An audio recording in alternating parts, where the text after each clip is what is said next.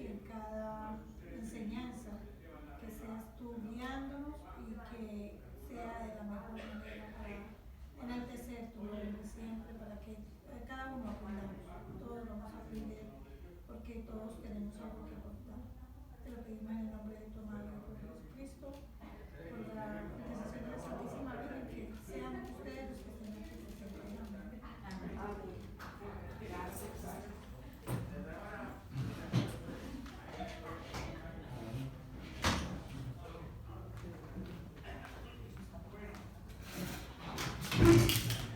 No se ponga nerviosa. Que yo estoy temblando. Sí, ¿verdad? Usted me transmite su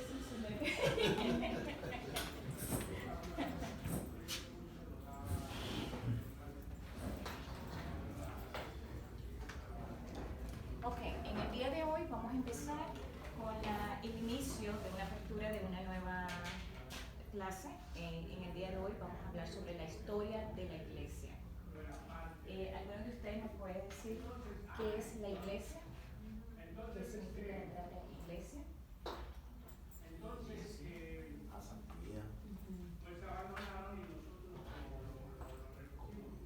esta parroquia de Santa Catalina de Siena es la única. Okay. La palabra iglesia significa convocación, término muy propio porque la iglesia es el nuevo pueblo de Dios convocado por la palabra y constituido por la gracia que se nos da por los sacramentos, fundado por Cristo y regido por el Papa y los obispos. Se conducen a los fieles cristianos a la salvación bajo la acción del Espíritu Santo. Entramos a formar parte de la iglesia el día de nuestro bautismo, que se nos hace discípulo de Cristo como aquellos que seguían al Señor. El Evangelio narra los pasos sucesivos con los que Cristo fundó su iglesia. Empezó predicando el reino de Dios, elegido luego 12 apóstoles a los que le dio poderes especiales, y a uno de ellos, Pedro, lo designó vicario suyo en la tierra, entregándole el poder supremo sobre toda la iglesia. Cristo, con su muerte en la cruz, consiguió la salvación de todos los hombres, y la última piedra de esta construcción magnífica fue la venida del Espíritu Santo que envió desde el cielo el día de Pentecostés. La Iglesia Católica es la única que desde su fundación hasta hoy día, estamos hablando de 2000 años, no presenta ninguna laguna en su constituidad. Tenemos 2000 años de historia, 2000 años de vida, 2000 años de la presencia de Jesús en medio de nosotros. La misión de la iglesia es enseñar el camino de la salvación eterna a los hombres por medio de la doctrina de Cristo y los sacramentos por él instituidos. Tenemos a San Pedro y los apóstoles, que iban a vivir un número limitado de años para que la iglesia durara hasta el final de los tiempos, como Cristo prometió. Ellos necesitaban tener sucesores. Cristo dio a San Pedro autoridad para atar y desatar. Jesús ha querido valerse de los hombres como ministro suyo para llevar adelante su obra redentora. Aquí nos encontramos a San Pedro y su legado, el cual nos dice: su nombre de nacimiento era Simón Barjona, nacido como Simón Pedro, conocido como Cefas o simplemente como Pedro. Por su seguimiento a Jesús de Nazaret, se constituyó en el apóstol más conocido y citado del Nuevo Testamento en general, y los Hechos de los Apóstoles en particular. Jesús no delegó ni autorizó a nadie más que a Pedro para ser piedra de cimiento de su iglesia. La iglesia católica es la única fundada por Jesús sobre el apóstol Pedro y que perdurará hasta el fin del mundo.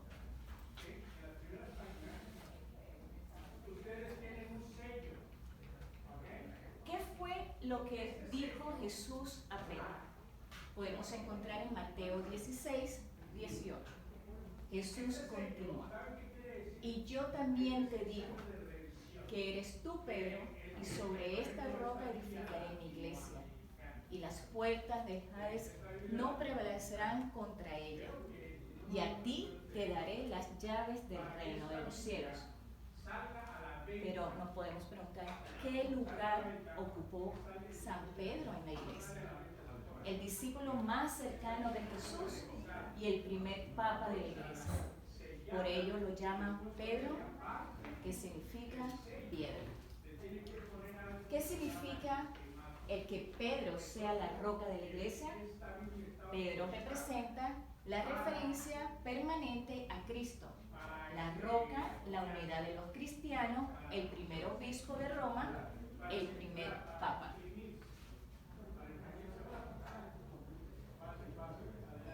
Durante Pentecostés, el nacimiento de la iglesia, podemos también referirnos que es considerado el nacimiento de la iglesia porque fue este día que el Espíritu Santo descendió sobre los apóstoles y los llenó con los dones que necesitaban para guiar las iglesias.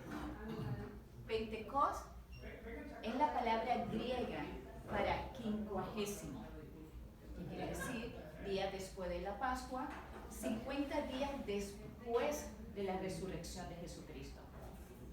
De acuerdo al catecismo de la Iglesia Católica, el Pentecostés instituyó el tiempo de la Iglesia durante el cual Cristo manifiesta, hace presente y comunica su obra de salvación mediante la liturgia de su Iglesia hasta que Él venga. Podemos tener presente que durante el Pentecostés se celebra la venida del Espíritu Santo y el inicio de las actividades de la Iglesia. Por ello también se conoce como la celebración del Espíritu Santo. En la liturgia católica es la fiesta más importante después de la Pascua y la Navidad. Sabemos que la fiesta de Pentecostés es uno de los domingos más importantes del año, después de la Pascua. Y encontramos que en el Antiguo Testamento era la fiesta que ellos celebraban como la fiesta de la cosecha. Disculpen.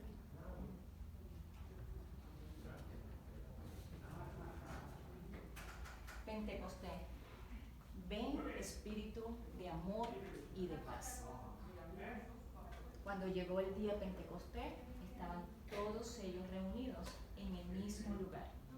Cuando de repente vino del cielo un ruido, como de una violenta ráfaga de viento que llenó toda la casa donde estaban, y aparecieron unas lenguas como de fuego, que se repartieron y fueron posándose sobre cada uno de ellos. Todos ellos quedaron llenos del Espíritu Santo y comenzaron a hablar en otras lenguas, según el Espíritu les concedía que se expresaran. Eso lo podemos encontrar en Hechos 2, del 1 al 4. Una pregunta. Sí, mi amor. ¿Qué significa Pentecostés? Pentecostés es la celebración cuando baja el Espíritu Santo. Es la última cena que ellos tienen con los discípulos, la palabra Pentecostés. Entonces, cuando viene y baja el Espíritu Santo del cielo, que se posa en cada uno de ellos, esa es la celebración que nuestro Señor Jesucristo hace con sus 12 discípulos. Entonces, en la época del Pentecostés, ellos lo celebramos mucho porque es exactamente 50 días después de la resurrección de Cristo, o sea, de la muerte de nuestro Señor Jesucristo. Eso significa literal, penta, 50. 50, exactamente. Entonces, en la imagen anterior teníamos cuantigésimo, que quiere decir 50. Entonces son 50 días de celebración después del fallecimiento de nuestro Señor Jesucristo. Vamos a decirlo, le está diciendo. Hay veces que se me presenta esa duda. Vamos a decir, Fíjese usted, uno habla del Espíritu Santo. Los apóstoles recibieron el Espíritu Santo porque Cristo los bautizó. Correcto. Reciben el Espíritu Santo. A través del bautismo. Después que Él resucita, en horas de la noche se les presenta y sopla sobre ellos el Espíritu. Es la segunda vez. Correcto. Entonces se nos acerca ahora la fecha del Pentecostés y vuelven a recibir el Espíritu Santo. Mi pregunta es, ¿en cada aparición del Espíritu Santo viene con una nueva función? Para mí no. Para mí no. Para mí es la presencia de Dios en cada uno de los apóstoles. Para mí. Yo también lo pienso así. Una renovación. Sí, sí, porque los bautiza y le dicen, serán salvados los que vayan a bautizar. Y después de decir, aten lo que ustedes ataron, que han adaptado. Y si no es, usted lo nombró Y ahorita. ese es el poder que Dios Jesucristo se le da a Pedro. A Pedro. Recuerda que fue a Pedro que él dice que él tiene todo el poder para atar y desatar. Sí, pero estaban los apóstoles ahí lo recibieron, Correcto, porque lo él les recibieron. sopló. Después viene el Pentecostés, que es como ya para iniciar la iglesia, pues, unir su iglesia. Correcto. Yo no sé si estoy equivocado, pero la duda mía es esa, porque entonces el Pentecostés trae una nueva función. Okay. Digo yo, esa función de preparar a los apóstoles para la misión que Que Jesús le deja a cada uno. es como decir cuando uno le dice, le dan en la Santa Misa, el Padre hace la bendición y le dice, lo envía a una misión. Exactamente. Se puede considerar así más. Yo lo considero, yo en mi opinión personal, yo lo consideraría de esa manera. Porque te estoy dando una misión a ti. O sea, tú te vas lleno del Espíritu Entonces, Santo, somos entonces usted va y lleva ese mensaje a las personas que se encuentran. Fíjate que ellos en Pentecostés, cuando reciben las lenguas de fuego, es cuando ellos realmente descubren a Jesús plenamente y se llenan de sabiduría, quedan llenos del Espíritu Santo. Incluso la Virgen María. Sí, porque antes cuando soplaba, pues sí, ellos reciben, pero no Tenían todavía miedo, tenían miedo de miedo. enfrentarse al mundo. Sí, pero justamente ellos en ese punto, por eso que ellos dicen, ven espíritu de amor y de paz. Entonces, cuando ellos invocan esa palabra, que lo dicen, es cuando ellos reciben, que sienten esas lenguas de fuego, pero se posan cada uno de ellos. Entonces, O sea, que hablan idiomas diferentes. Es cuando empiezan a hablar idiomas diferentes entre ellos. O sea, que esa podría ser la verdadera diferencia de los otros dos. Yo creo que Que en sí. esta ellos invocaron la presencia del Espíritu Santo y en las otras dos el Espíritu Santo se hizo presente. Digo yo. Ahorita pues Estamos bien. Analizando esa parte. Analizando, pues. Exacto. No, me encanta. Y así vamos los dos aprendiendo.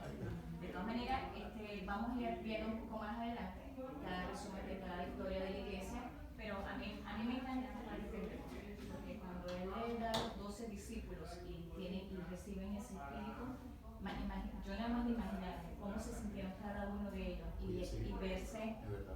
de hablar una lengua distinta, de recibir ese mensaje, ese espíritu dentro, que es lo que transmite cada uno. O sea, Yo creo que ahí es cuando comienza, Cuando ellos hay vida en la iglesia, empieza la vida, empieza el corazón. a vibrar. A veces se separaron y lo siguieron muchas. Claro. Claro, recuerda que ellos van a llevar el aprendizaje de la palabra de Dios, de Jesucristo, lo van a llevar a otros lugares, cuando ellos se dispersan. Sí, sí. Estoy emocionada. Tan bello. Ese punto es interesante. Sí. Muy interesante. A mí cuando lo estaba preparando me llamó mucho la atención, al igual que ustedes, me encantó esa parte. Por eso que los Hechos 2 del 1 al 4, para leerlo y repasarlo, es lindo, muy bonito esa parte. Fíjense que yo hice charla del Pentecostés hace años, 5 o 6 años atrás, a los adultos que se iban a bautizar y adultos que se iban a confirmar. Y uno de ellos, entonces empezaron a hablar francés, ellos se expresaban, no es que ellos hablaban en inglés y hablaban en hebreo, que ahora no, sino ellos cuando estaban evangelizando, ellos, los que asistieron ahí, lo escuchaban en su lengua. Y todo el mundo quedó gracias. No, de nada, ustedes.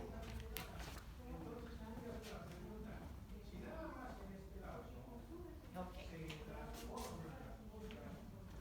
¿Le puedo darle mano? Y nos hacemos la pregunta, ¿quién es el Espíritu Santo? El Espíritu Santo.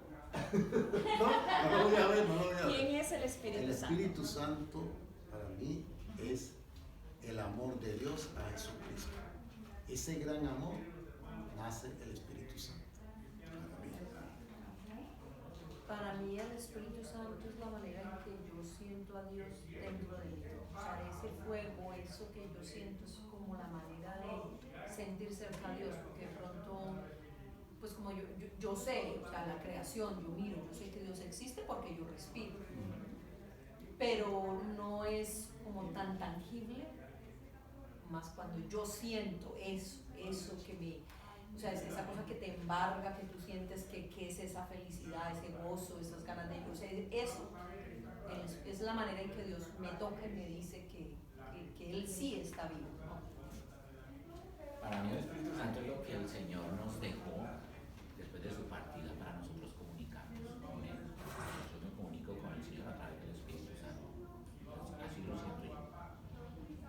Cuando yo siento el Espíritu Santo, siento que yo no conozco al Padre. No estaba aquí cuando llegó Jesús. Pero el Espíritu Santo sí lo tengo tangible dentro de mí. Y a veces me transforma, me libera, me sana. Es el canal de comunicación. Hablarlo pues así a calzón quitado con él, esa es la manera con la que yo... Es la intimidad, es esa conexión íntima entre nosotros, cada uno de ustedes también directamente. Es esa conexión bonita, porque le podemos pedir a nuestro Señor Jesucristo, podemos hablarle a nuestro Dios, pero cuando buscamos al Espíritu Santo que nos llene de esa fortaleza y le decimos, llénanos de amor, de lo que necesitemos en el momento.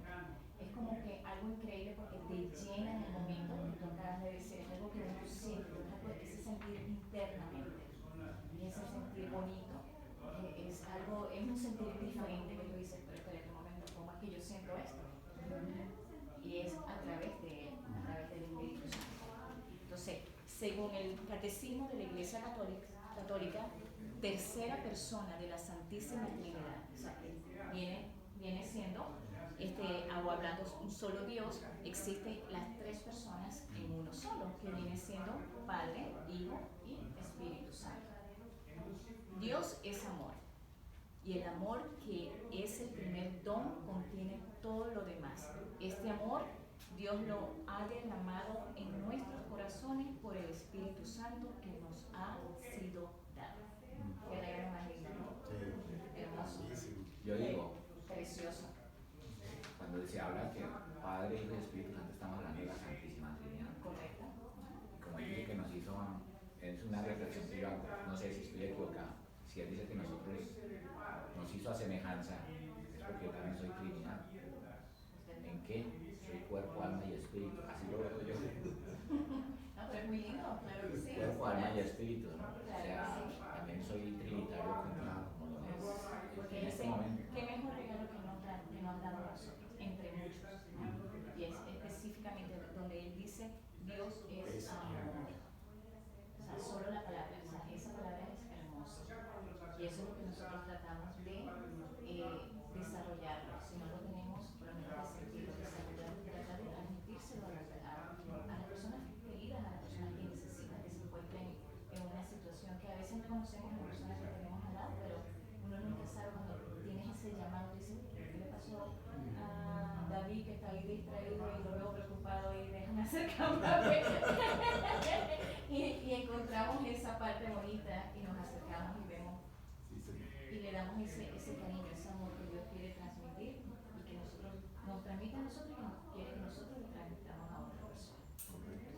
Entonces, eso lo vamos a encontrar en Romanos 5:5.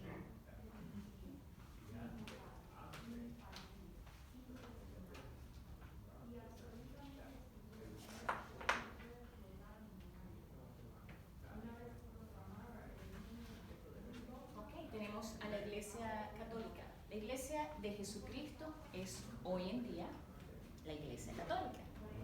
Jesús empezó la fundación de la Iglesia con la predicación del reino de Dios, llamado de entre los discípulos que les seguían a los 12 apóstoles y nombrando a Pedro jefe de todos ellos. Jesús consumó la fundación de su iglesia, enviando el Espíritu Santo sobre los apóstoles el día de Pentecostés. La verdadera iglesia fundada por Cristo es una, santa, católica, apostólica. Es una porque tiene un solo Papa, una misma fe y los mismos sacramentos. Es santa porque santísimo es Jesucristo que la fundó, santa su doctrina y santos los medios para hacernos santos, que viene siendo los sacramentos. Además, siempre hubo, hay y habrá santos en la iglesia. Es católica, que significa universal, porque llama a todos a su seno y está extendida a todas partes. Durará hasta el fin del mundo y en todos los lugares es la misma. Es el mismo Papa, es el mismo credo y es el mismo sacramento. Y es apostólica porque está fundada sobre los apóstoles y enseña la doctrina que ellos enseñaron. El Papa y los obispos son los legítimos sucesores de Pedro y de los demás apóstoles. ¿Alguna pregunta?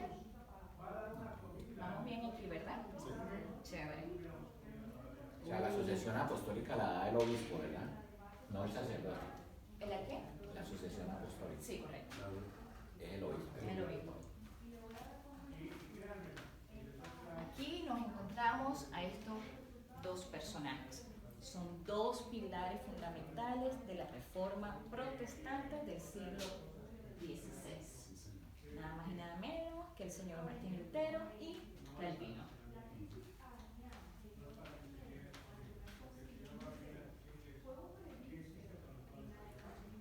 Martín Lutero. ¿Quién fue el Martín Lutero y por qué protestaba contra la Iglesia Católica?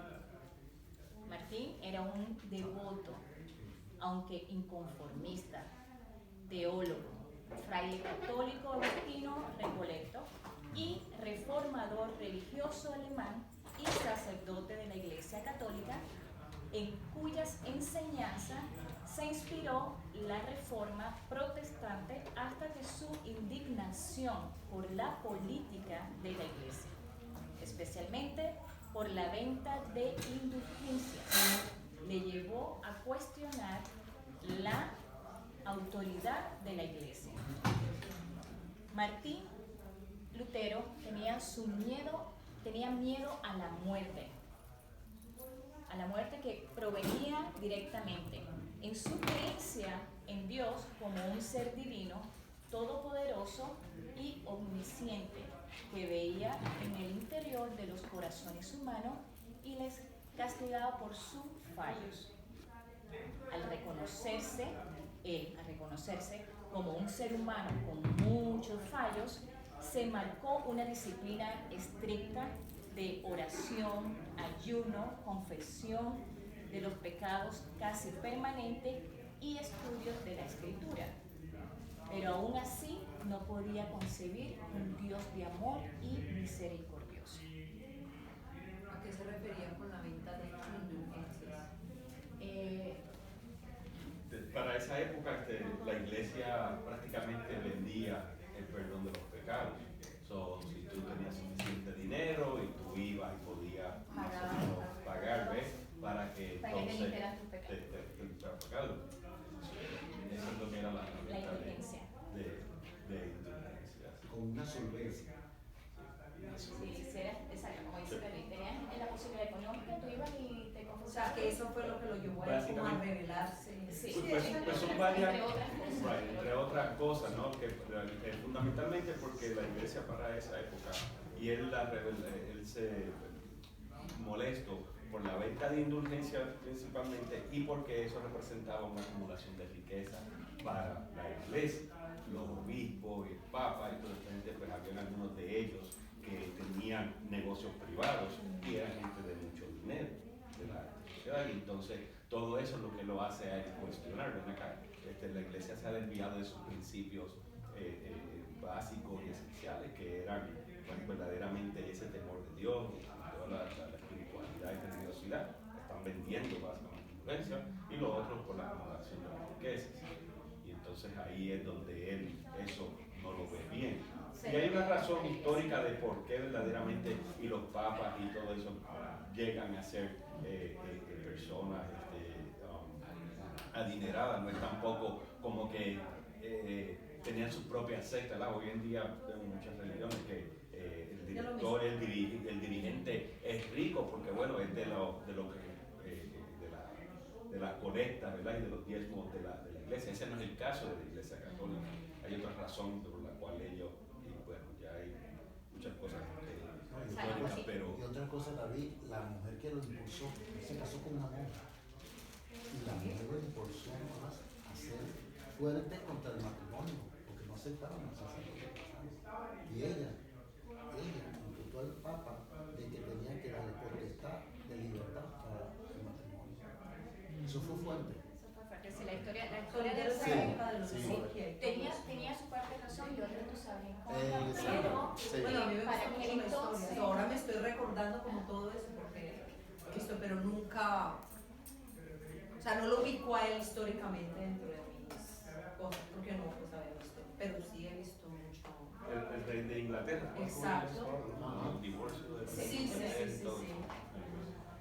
Hay varias. No es por decir que no poderse casar con la que quería. Lutero tiene un reclamo genuino, ¿verdad? Sí, exacto. Y una preocupación genuina.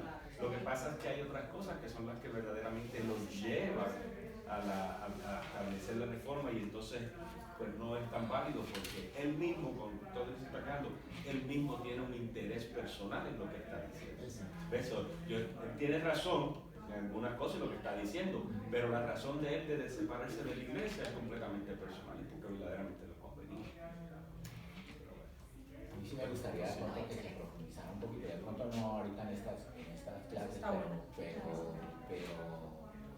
a mí por lo menos me han reclamado protestantes que me han dicho el tema de los papas que eran corruptos, que se enriquecían de alguna manera ilícitamente, y que había pues un desorden. Entonces uno queda no dudando, porque yo no dudo de la iglesia, pero sí me gustaría tener argumentos. Y de pronto el padre Luis Toro en sus videos habla algunas cosas del tema, pero no lo profundiza. Y a mí eso que usted tocó ahorita lo podemos hablar porque hay un contexto cultural también, ¿verdad? De por qué, de dónde viene la riqueza de la iglesia. Y estos papas, porque muchos de ellos provienen ya de familias que son ricas. Creo que para nombrarlos tenían que ser ricos. Que tienen, no que para nombrarlos no tenían ricos, que ser ricos, pero bueno, era gente buena, piadosa, que pertenecían a la iglesia y de pronto pues, eran de familia muy adinerada y que ya estaban en la cultura.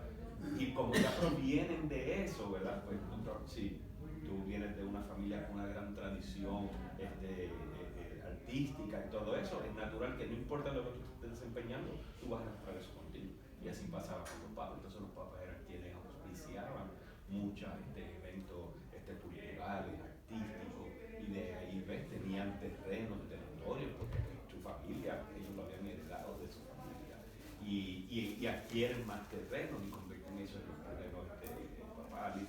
Hay mucho que se puede abundar en ese sentido, pero yo lo que siempre me gusta recalcar es que la riqueza no proviene del diezmo y de las aportaciones de los feligreses, viene de hacer otros negocios en muchos casos.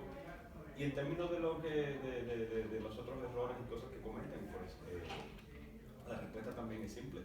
Los papas no son santos, los papas son seres humanos como cualquier otro. El rey David, el personaje después de Jesús, ¿verdad? Uno uno de los personajes más importantes de la Biblia y es el más pecador de todos. Sin embargo, sabemos, y de ahí viene la descendencia. Cristo viene de ahí. La importancia del rey David, sin embargo, es uno de los personajes más pecadores de la iglesia. Así que eso nos deja saber, bueno, que cometieron errores. Sí, hicieron cosas indebidas. Sí, que algunos de ellos, Dios tiene que ver con mucha misericordia por todo lo que hicieron. Sí, pero a la hora de la verdad, lo que es importante para nuestra iglesia es que con todos los defectos tenemos que conocer sus virtudes y que al fin de cuentas la tradición y nosotros podemos establecer, ¿verdad? No la directiva, pero la historia, ¿no? Y establecer esa conexión desde Jesús hasta el día de hoy. Algunos estuvieron mal entre medio, sí, pero Ok. Está bueno. No, y si sigues indagando, la historia, Sí. la historia es bastante amplia, tiene mucho que abarcar.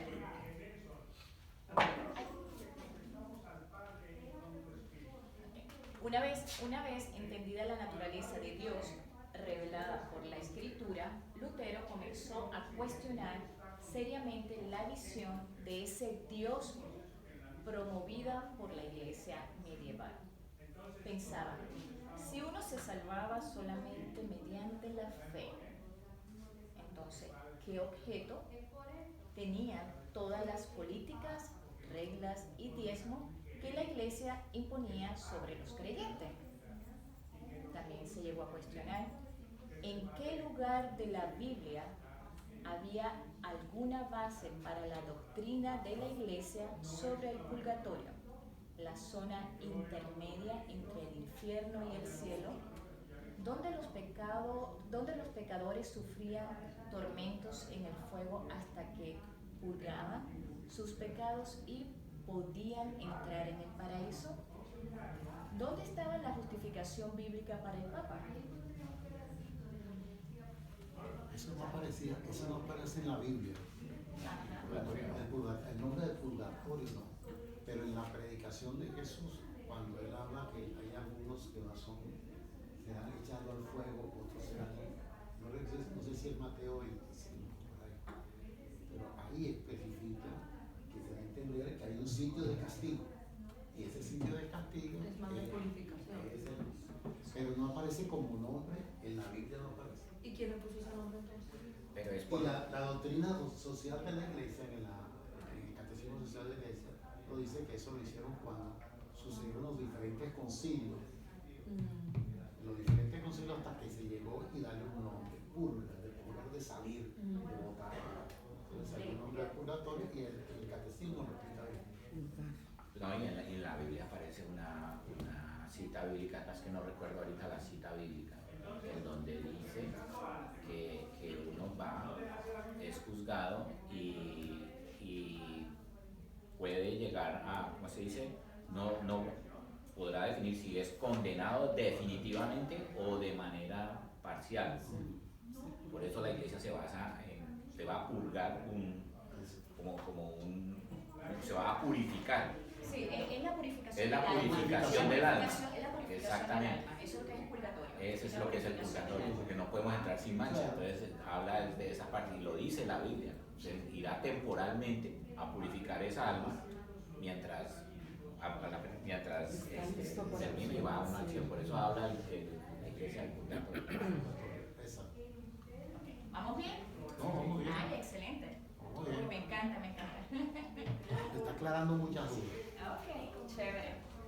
Ok, nos presentamos las 95 tesis, las tesis de Lutero en 1517.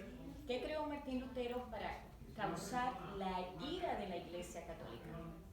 Un hito de la Reforma fue la publicación de las 95 tesis de Martín Lutero en 1517, en la que atacó sobre todo el negocio de la Iglesia con la indulgencia. Lutero exigió que, en lugar de lograr una redención de los pecados con dinero, el creyente debía demostrar un arrepentimiento interior. Para Lutero, la esencia del cristianismo no se encuentra en la organización encabezada por el Papa, sino en la comunicación directa de cada persona con Dios. La idea de que la fe está por encima de las buenas obras. Él recalcaba mucho lo de la fe, Martín Lutero. Recordando que la intención inicial de Lutero no era desafiar la jerarquía eclesiástica ni al Papa, sino era una invitación a discutir las políticas y las prácticas de la Iglesia que se encontraban conflictivas y en contra de la Biblia. Una de las contradicciones, recordando una de las contradicciones también de ahí, en la carta de Santiago, que dice que una fe sin obra, ¿Cómo que se dice? Una fe sin obra. una fe perdida. Muerta. Una fe sí, muerta. Entonces, fíjese, una fe perdida. Y Martín Lutero dice que se requiere es la fe en Dios. Con eso usted se va a salvar. Pero en Santiago nos dice que si no hay una fe con obra, no podemos salvar. Y por ahí se desarrolla. Y por ahí se va, por ese camino, por ese lindo camino.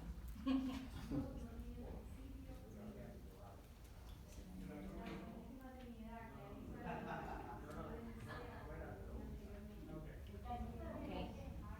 tenemos el siguiente personaje, el señor Calvino, teólogo francés, quien fundó el sistema del protestantismo, calvinismo, basado en la doctrina de la predestinación divina de unos hombres a la salvación y de otros a la condena.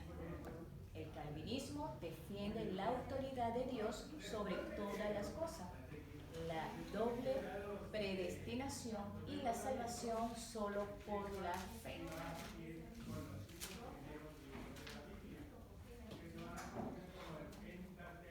Las principales características del calvinismo: rechaza la autoridad del Papa sobre los cristianos. Considera a la Biblia como la única fuente de autoridad, fe y conducta para los creyentes. Concibe a Dios como creador, preservador y gobernador de todo lo que hay en el mundo. Las personas son incapaces de salvarse a sí mismas. La salvación es un don de Dios. Cree en la doctrina de la doble predestinación, según la cual desde la creación Dios ha predestinado quienes se salvarán y quienes serán condenados. Sostiene que Dios no justifica al ser humano por sus obras de bondad ni de caridad, sino solo por su fe. No acepta la veneración de las imágenes de los santos. Acepta los sacramentos del bautismo y la Eucaristía por ser los únicos que considera instituidos por Jesucristo. Cree en la Santísima Trinidad y considera a los sacerdotes como administradores de los sacramentos, pero no como mediadores entre Dios y los creyentes. Jesús es considerado el único mediador y quien hace posible la salvación de su sacrificio en la cruz. Ahí se contradice. ¿Cómo se contradice? Se contradice. O sea, según eso, él mismo se contradice, Claro. porque él dice en primer lugar que rechaza la autoridad del Papa sobre los cristianos, o sea, él rechaza, pero a la vez dice, considera la Biblia como la única fuente de autoridad, fe y Los conducta. sacerdotes Entonces, si él como considera la administradores. Biblia habla que el Papa es el vicario de él, que es la autoridad, y entonces... Lo que pasa es que recuerda que el dogma católico, ¿verdad? No es solamente basado en la Biblia, porque nosotros tenemos la tradición, ¿verdad? Y el magisterio, tenemos los cánones, nosotros tenemos muchas otras cosas que es basado no solamente en lo que la Biblia puede decir, está basado en lo que es esa tradición, la tradición oral, porque en los primeros años nadie estaba tomando nota para saber lo que está, ¿verdad? Es una gran tradición oral. La Biblia depende de la Iglesia Católica, de muchos de esos documentos y escritos que no son parte de la Biblia, pero son documentos históricos de lo que pasó. También entonces la Iglesia Católica depende mucho de los escritos de los santos, de revelaciones, ¿ves? Que entonces todo ese canon de la Iglesia, lo que la Iglesia cree, es no solamente basado en que, bueno, es que aquí la Biblia dice. ¿Ya? Recuerden, por ejemplo, ¿quién va a cubrir los dogmas? Alguien en una de las clases vamos a cubrir los dogmas de la Iglesia. ¿Y que el fin de cuentas es un dogma? Bueno, pues el dogma, ¿verdad?, es una parte esencial de nuestra fe católica. Pero el dogma es precisamente lo que es la conclusión lógica a la que uno debe de llegar, ¿verdad? La Biblia, el dogma lo que dicen es, bueno, la Biblia no dice esto. No tengo una evidencia, pero la Biblia no dice esto. Jesús jamás dijo tales palabras. Sin embargo, si dijo esto primero y dijo esto después, esto tiene que ser así. ¿Ves? La palabra, lo que entre medio no está. Y los dogmas son como un puente, ¿ves? Que es lo que viene a unir lo que puede ser la creencia de algo y lo que puede ser la creencia de otra cosa, ¿verdad? Los dogmas marianos, eso lo están viendo en la clase de la sustitución. Así que, perdón. No, ahorita que dice Mariano. Así es que él no está solamente diciendo, oh, bueno, sí, la Biblia habla de esto, pero es que lo que él se está oponiendo es a todo lo otro que al día de hoy, ¿verdad?, unos temas protestantes todavía dicen, no, bueno, pero ustedes inventan tantas cosas. Nosotros no hemos inventado nada. Está en la Biblia de una manera u otra. Sí. Y si no, pues mira, tú tienes los escritos de San Agustín, por ejemplo. ¿Entiendes? Un santo que se dedicó a pensar y a pensar y a pensar y utilizando la lógica, ¿verdad? Han escuchado todos los que han leído de San Agustín. Y ahí va entonces él diciendo, esto por consiguiente, la conclusión obvia y lógica que tiene que ser, que esto tiene que ser de esta manera, porque si no se estaría contradiciendo Jesús cuando dijo esto con lo otro. Así que eso es lo que ellos vienen protestando, ¿ves? Que es toda esa otra cosa, y por eso es que él dice, bueno, la Biblia es la única fuente, pero después se complica, porque entonces ahora no solamente la Biblia es la única fuente, ahora van a decir, la Biblia puede ser interpretada por quien sea. Ese es lo mayor. Y ese, entonces, es parte de ese problema. ¿Cuál era la posición de Calvino y de Lutero en relación a la Biblia? Que ninguno de los dos se mencionó. No, completamente. Sí. Porque es un dogma, también lo de la, digamos, lo de su pues, pureza, porque ellos lo consideran así. Porque la Biblia no menciona. Pero aún así, Lutero sí creía en la Biblia porque tiene varios. Sí, pero lo que pasa es que al día de hoy, si tú hablas con cualquier hermano protestante, te va a decir, oh, sí, no, la Biblia, claro que sí, es una persona muy especial, pero bueno, una persona tan especial como pudo haber sido cualquiera otra, la María Magdalena o algún otro personaje que está en la Biblia. Pero ellos definitivamente, como la Biblia fíjate que no hace una mención de que la Virgen fue asunta al cielo. Así que pues ellos no creen eso. La Biblia no menciona la Inmaculada Concepción de la Virgen. La Biblia no menciona ninguna de estas cosas sobre la Virgen. Y entonces ellos dicen, bueno, la Virgen es muy linda, muy especial, pero como no está en la Biblia, ¿ves? Bueno, no está en la Biblia, pero ahora vamos a ver cómo es que llegamos a la conclusión de que la Virgen, por necesidad, para usar la palabra de San Agustín, por necesidad tenía que ser, haber tenido una Inmaculada Concepción. Claro que hablamos de la Inmaculada Concepción, no estamos hablando de Jesús, es de que la Virgen fue concebida por sus papás sin pecado original. Y la conclusión lógica es porque, bueno, Jesús no podía haber venido y estar nacido de algo impuro. Así que por obligación, el mecanismo que Dios va a venir y va a llegar al mundo tenía que ser limpio y puro. Por consiguiente, si la Inmaculada Concepción de la Virgen tiene que ser algo que tenemos que creer, porque si no, ¿cómo explica que Jesús iba a venir y iba a nacer ahí, iba a estar mezclado con la sangre? ¿Ves? Esas son las cosas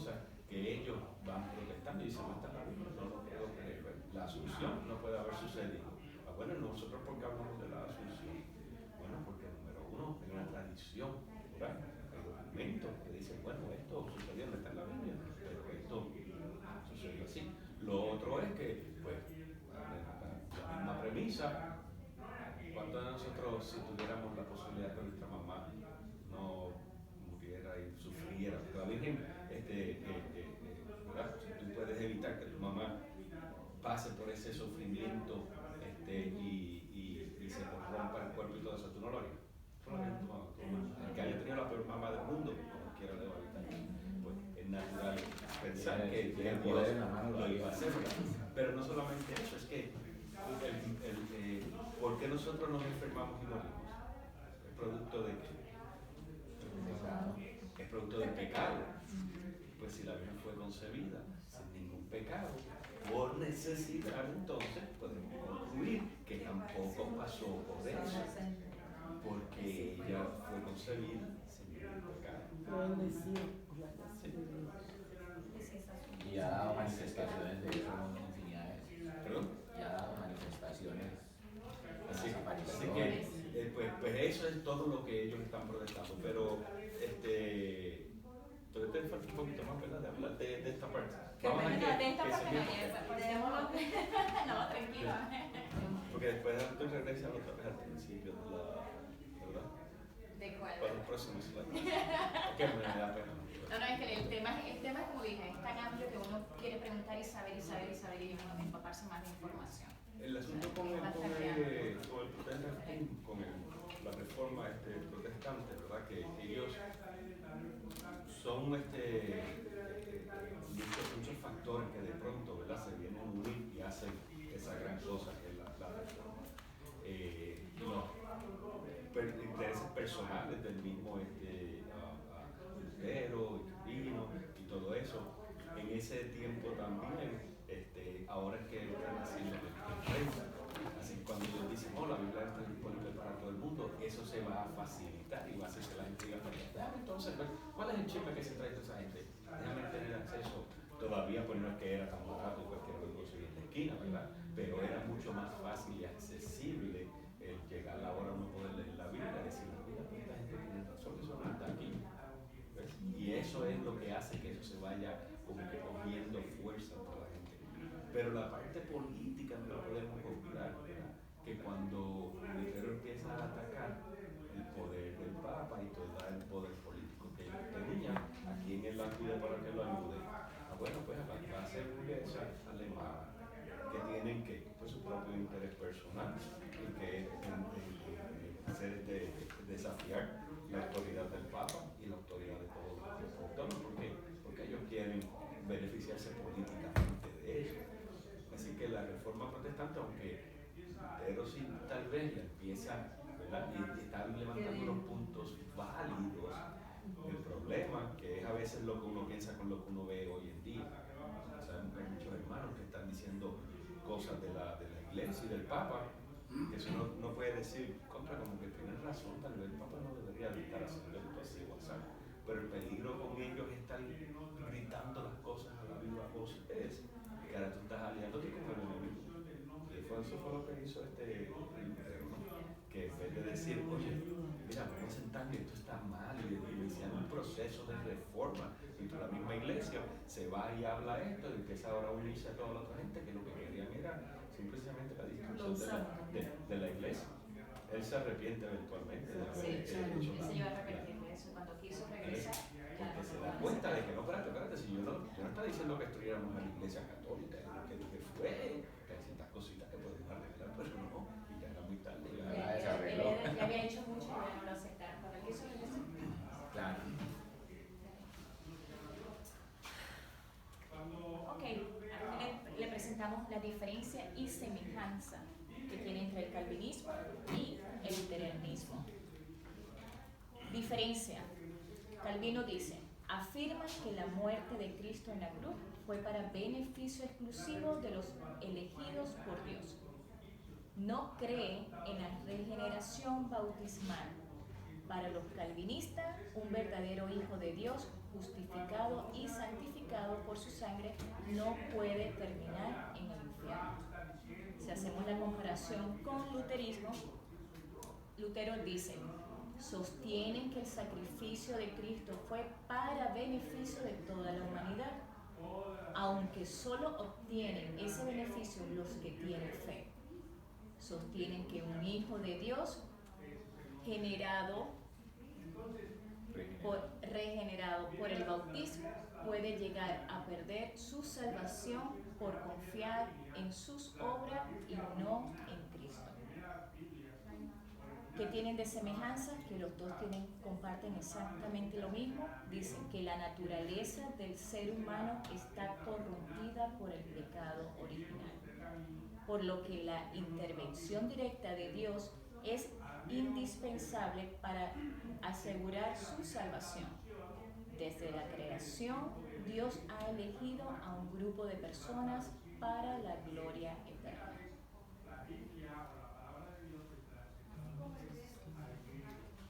¿Comentarios? Bueno, yo diría que en cuanto al luteranismo, nosotros sí estamos un poco. Sí, exacto. Eso está un poquito perdido. Pero si yo personalmente analizo lo del luteranismo, yo pienso que sí tiene mucha razón en ese beneficio que se obtiene por la fe, porque en realidad sí, si tú no crees, o sea, pienso yo, ¿no? Si tú no crees en algo, y yo lo miro, o sea, en nuestra humanidad, o sea, hay gente que tú le vas a hablar de, y de entrada le dicen, yo no quiero nada, yo soy ateo, yo no creo, si Dios existiera tal cosa, o sea, para empezar, yo pienso que si tú no tienes fe, si tú no crees, pues ya, o sea, ¿por dónde entrar? O sea, si tú no quieres oír ni ver ni nada. Y a perder su salvación por confiar en sus obras y no en Cristo. También conozco mucha gente que cree que nada más con dar dinero, con regalar y esto ya la hice. Ya me gané el... Entonces, yo pienso que de pronto eso era lo que él quería decir con eso, no sé, pero si tú lo miras así, yo digo, pues en eso tenía hasta razón. Hay mucha gente que piensa que con hacer obras de caridad, con donar esto, con regalar aquello, ya, o sea, ya hice mi obra, ya hice mi obra, ya hice mi trabajo. así esté haciendo cierto daño con otras cosas, con otras actitudes. Entonces ahí pienso, y abajo sí está atrás.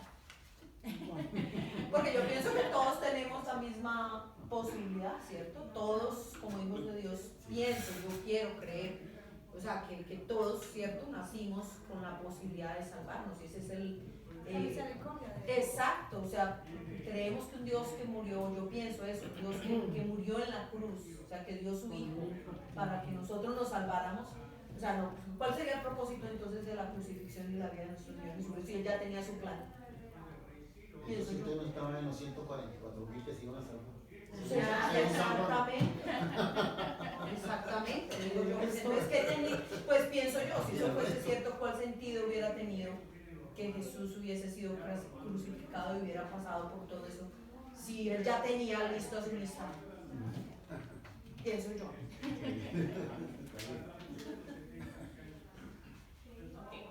Los 5 puntos del calvinismo. La depravación total, elección incondicional, expiación limitada, gracia irresistible, perseverancia de los santos. En la depravación total nos encontramos que toda humanidad ha sido afectada, dañada y distorsionada por la entrada del pecado al mundo.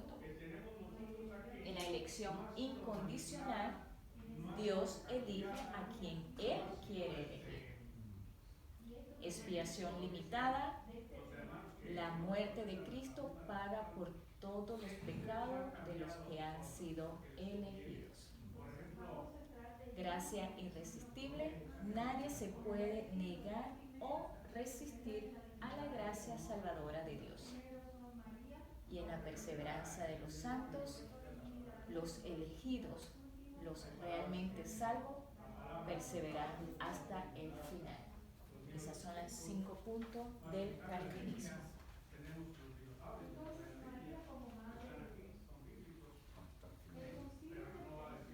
Ahora vemos que nos dice las 5 solas de Martín Lutero. Las 5 solas son las 5 frases en latín que comenzaron a mencionarse a partir de la Reforma Protestante. Tenemos solo por medio de la Escritura, solo por medio de la fe, Dios salva, solo por la gracia, solo Cristo o solo a través de Cristo, la gloria solo para Dios. Lutero nos dice que solo por medio de la Escritura no hacía falta nada más allá de la palabra de Dios para encontrar el perdón del pecado, de los pecados, la salvación y la vida eterna. Solo por la fe Dios salva. Leyó en la Biblia que solamente por la fe en Jesucristo uno alcanza del favor de Dios. Solo por la gracia, la salvación, la fe, el perdón de los pecados, la vida eterna, no necesitan el favor de la iglesia. Solo Cristo o solo a través de Cristo, solamente Cristo. Él es nuestro Salvador. Jesús es el camino, la verdad y la vida. La gloria solo para Dios. Él es el único que tiene poder para perdonar pecados y cambiar las vidas. Es solamente Cristo. O sea, que él desconoció los mandamientos. ¿El qué? Él no le daba valor a los El mandamientos. mandamiento. Pues solamente ellos se quedan con el bautismo y la Eucaristía. La Eucaristía. Son las Porque dos son cosas. bíblicos, o sea, está escrito, entonces por eso lo tomaron. Pero vieron la diferencia entre Lutero y... Sí, No, sí, Lutero sí. estaba. El man estaba más perdido que la mamá del chavo. Calvinismo.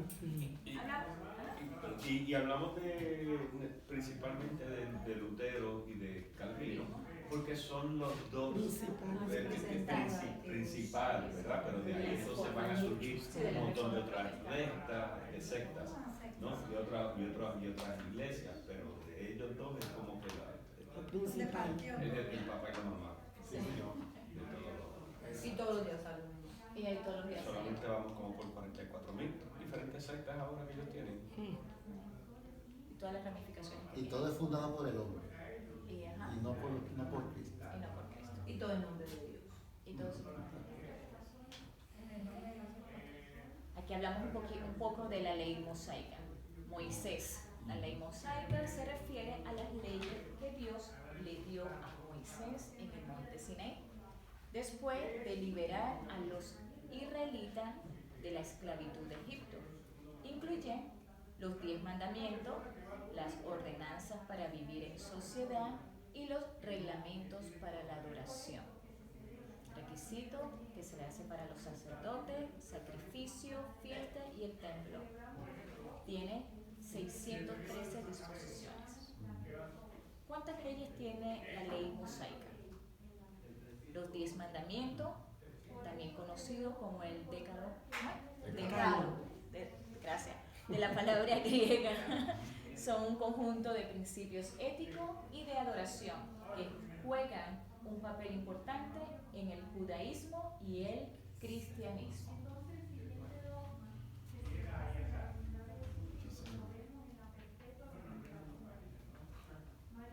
Hablamos un poco de la iglesia primitiva. ¿Qué significa primitiva en la iglesia? Iglesia primitiva, a los 3 primeros siglos de la historia de las distintas comunidades cristianas que aparecieron en el mundo mediterráneo después de la muerte de Jesús, cerca de los años 30, hasta el concilio de Nicea, convocado por el emperador Constantino en el año 325. ¿Qué pasa con la iglesia primitiva? El cristianismo primitivo se separó gradualmente de las demás religiones y del judaísmo hasta el distanciamiento definitivo después de la destrucción del segundo templo de Jerusalén en el año 70. Esto fue por Santiago el Justo y lo podemos encontrar en el libro de los Hechos de los Apóstoles.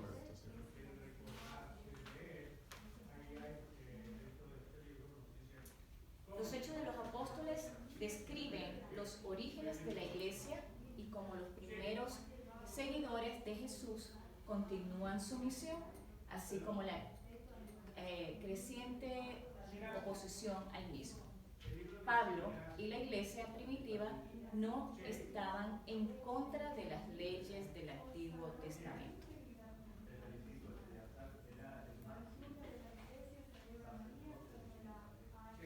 Iglesia bizantina, época cruzada.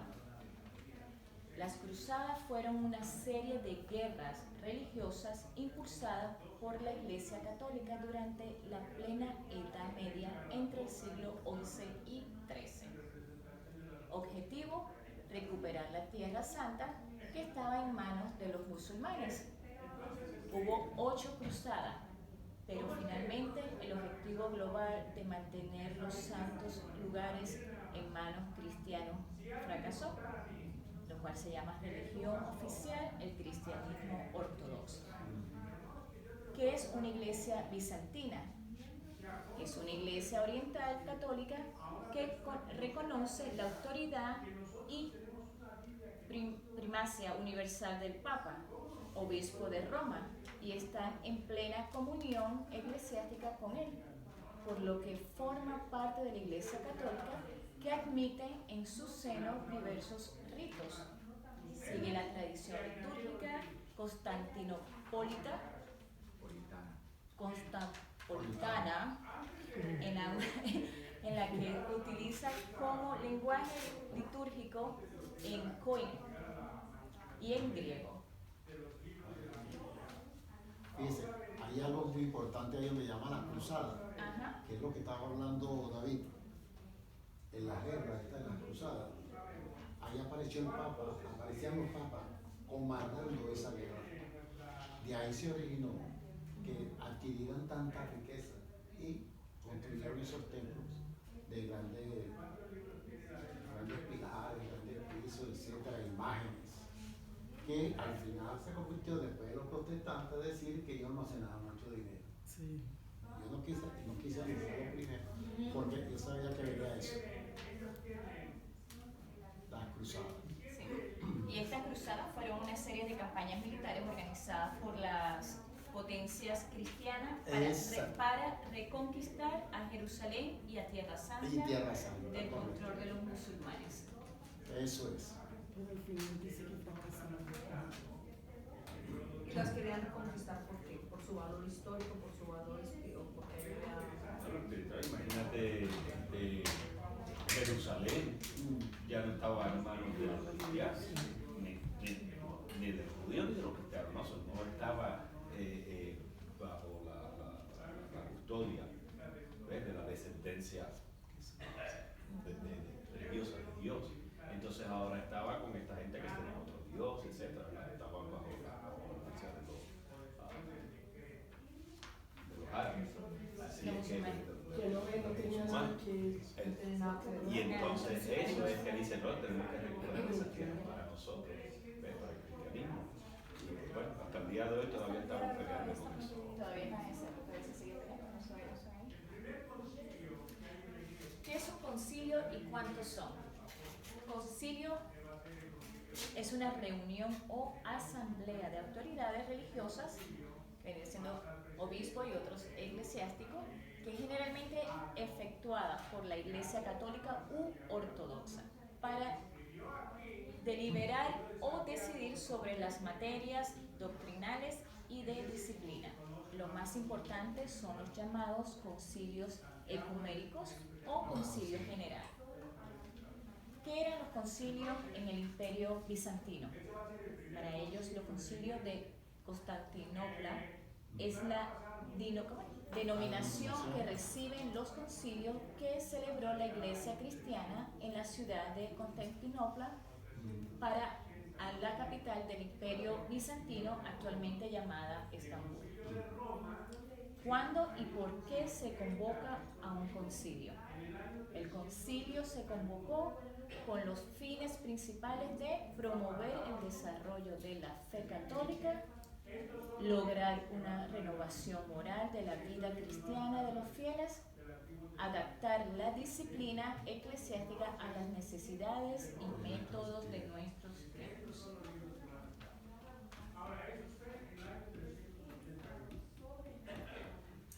Y aquí le doy las gracias a todos, pero principalmente le doy gracias a Dios por todo en mi vida, lo bueno y lo malo.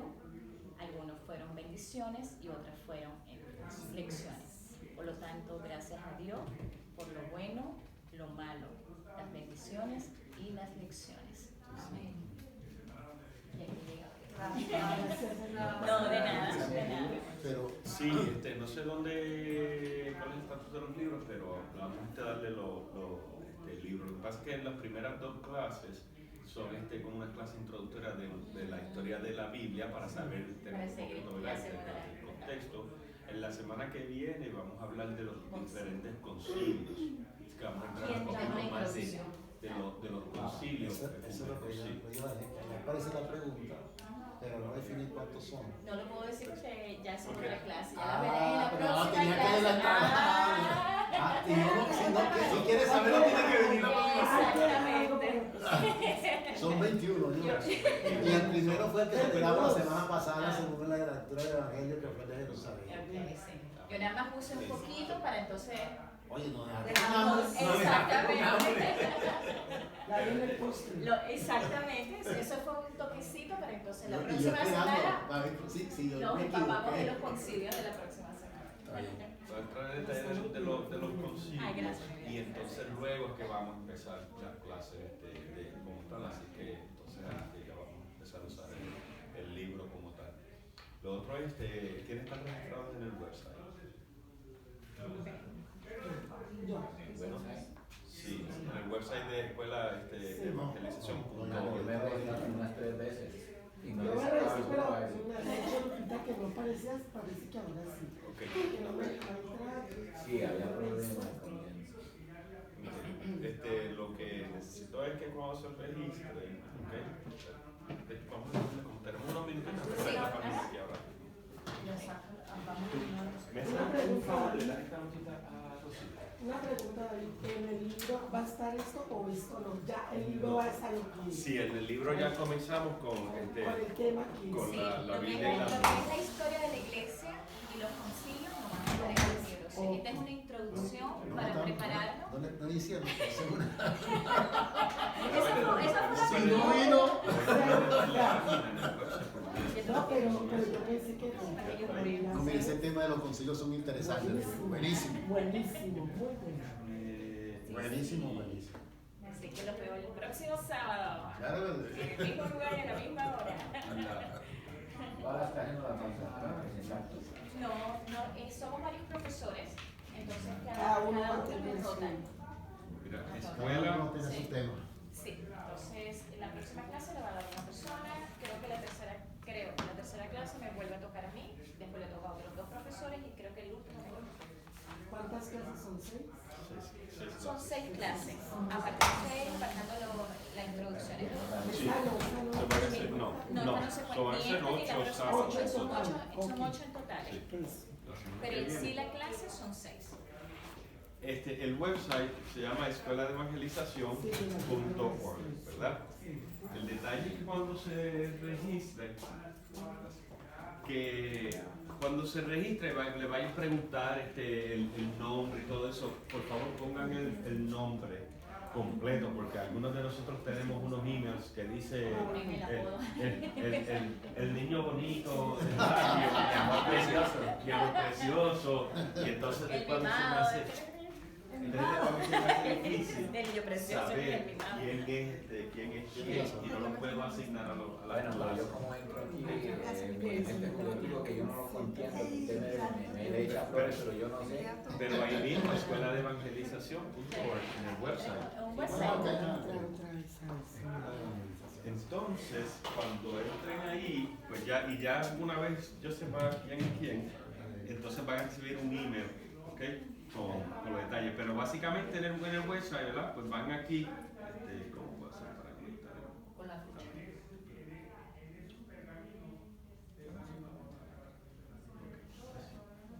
So, van aquí al donde dice login, ¿verdad? ¿Lo ven acá? Casi no se ve ahí.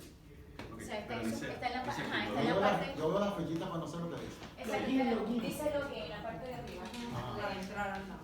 Pero eso es después que se registren. Para registrarse, aquí donde dice regístrese, entonces ahí es donde va a registrarse, ¿verdad? Correcto. Y entonces ahí entra la información y etcétera. No se preocupen por ponerse en la página, van a notar que los cursos tienen un costo. Costo. Sí, sí, sí. Escuela de Van a evangelización, notar Es escueladeevangelización.org. ORG.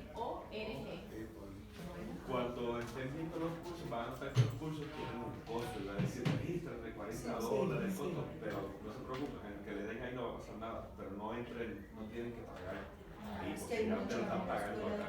Lo que pasa es que para que funcione el resto de la lógica del sistema, pues hay que asignarle un costo a los cursos, porque si son gratis, cualquiera entonces los puede ver, y la idea es que solamente la gente que está Entonces Lutero tiene tenga razón. acceso. Lutero no. David, si yo estoy comprando la indulgencia. Y ellos quieren comprar. Puedes entrar al login y entonces ya tienes tu user ID y el password. Y te pide el ID y el password que usted creó. Lo que pasa es que a lo mejor todavía no tienen ningún curso asignado porque yo no sé quién es. Dalila Vargas. Caritol, ve, porque ese es el libro, pero si no veo el nombre. Dalila Vargas, yo le dije a Lupita. Pero entra y que le voy a enseñar cómo ir a los recuerdos. Sí, porque a mí me sale que no tengo acceso a nada. Eso es para que podamos asignar quién está en cada curso, pero no Lutero no estaba correcto otra vez. Lutero lo que pasa es que Lo hizo de una manera incorrecta. es una buena intención, pero Algo hizo mal.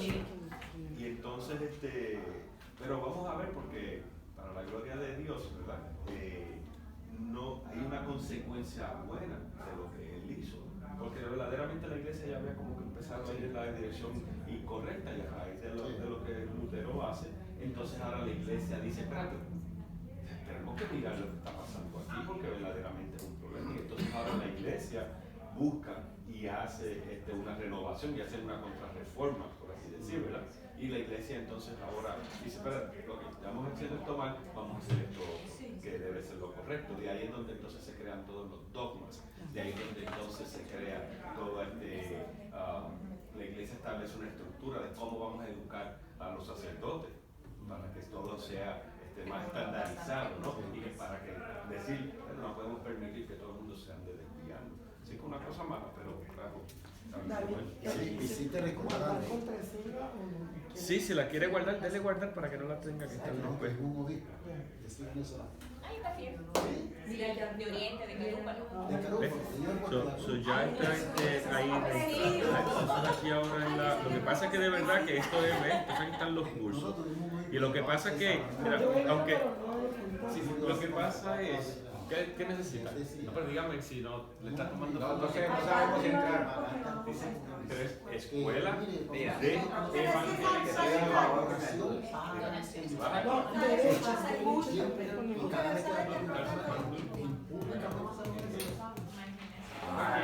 Marcas completo, mami. Escuela de evangelización. Sí, todo pegadito.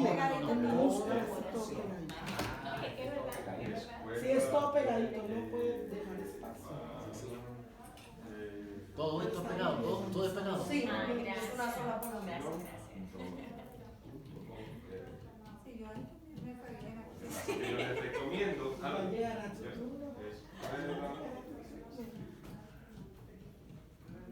Sí, ya tengo una escuela grande. Bienvenido a la escuela de Y allí tienes también el otro curso. Lo que pasa es que Yo les recomiendo que en vez de tratar de hacerlo del teléfono, lo hagan de la computadora, porque la información, la gente joven como ustedes se les hace fácil leer en esas cosas. Nosotros los muchachos no. Ustedes los muchachos son así, pero Yo como no estoy ahí, entonces voy a... sí, yo a veces están mirando el telefonito ese. Pero no es necesario. Entonces, déjenme, les voy a mostrar, ¿verdad? Porque una vez yo entro ahí. Pero cuando yo entro a eso es lo que vas a explicar ahora. Sí, ahora voy a entrar aquí a una cuenta. Bueno, Sí, me acuerdo. debe de equilibrarnos todo. Y te sirve de ejercicio a nosotros también.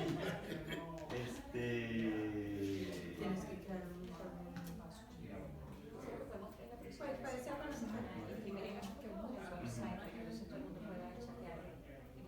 Para mostrar, ok. Sería más fácil. Yo esta no las he visto. No, de serio. El tiempo se fue rapidísimo, ¿verdad? No, Rápido. no, Mira, esta ya no. Yo compro la rica, pero la otra. Increíble. Pero qué rico, ya son 8 clases, ya sabemos que Entonces, yo aquí voy a poner mi email, ¿verdad? El login que pusieron, porque cuando ustedes se registran, ustedes van a crear un ID. Ese ID lo ponen allí en el login. Entonces ahora voy a poner el password. Y la misa se a las 8 de la mañana. Eso me tiene encantado. Y voy a darle ¿Y usted se escribió? ¿Se registró, mi amor? sí, sí. Tienes que practicar a decir su nombre y tal. No, ya lo puse. So, cuando estén ahí ahora, ¿Dónde lo hizo por teléfono? No, con mi hija en la computadora. Pero yo he tratado de entrar y no me deja que la niña me... So, ahora cuando estén aquí, cuando estén en el website, ¿verdad? Después que entren su ID y su password, yo voy aquí a donde dice los cursos. ¿Ok? Dentro de los cursos, ya ustedes tienen acceso al módulo primero, que es del Génesis a Jesús. Ahí ya se nos Ok. puede dejar entrar, So, ¿cierto? y van a tener acceso al de la Biblia y la misa. Pero déjenme, yo saben que también tengo que hablar de la pantalla. Déjame ver. Pero ese número es cierto. A mí no me, perdón. ¿Qué? Ay, perdón. A mí no me gusta hablar de la parte del desarrollo, no sé cómo ella lo prefiere. O sea, como mirarnos la cara. Tú tienes que comprarte, como yo tengo una antenita de carro, que es la